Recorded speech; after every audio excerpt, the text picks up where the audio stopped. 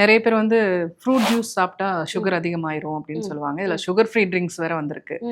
இது எந்த அளவுக்கு சுகரை வந்து ரைஸ் பண்ணும்? நீங்க ஜூஸ் அப்படின்னு சாப்பிடுறது ஒரு சக்கரை சேர்க்காம தானே நான் குடிக்கிறேன் அப்படின்னு கேக்குறாங்க. சக்கரைங்கிறது வெறும் நீங்க எடுத்துக்கிற சுகர் மட்டும் கிடையாது. நீங்க இந்த ஃப்ரூட்ஸ்லயுமே வந்து ஃப்ரக்டோஸ் சுகர் நிறைய இருக்கு. அந்த ஃப்ரூட்டை நீங்க அப்படியே சாப்பிடும்போது அதுல ஃபைபர் இருக்கும்.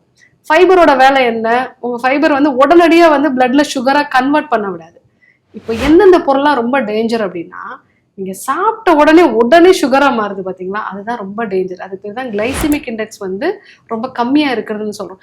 இப்போ நீங்க வந்து ஒரு பிளாக் ஃபாரஸ்ட் கேக் சாப்பிட்றீங்க, உடனடியாக வந்து உங்களுக்கு பிளட்ல வந்து சுகராக கன்வெர்ட் ஆகும். ஆல்கஹால், எம்டி கலோரிஸ் உடனடியாக பிளட்ல வந்து சுகராக வந்து மாறும்.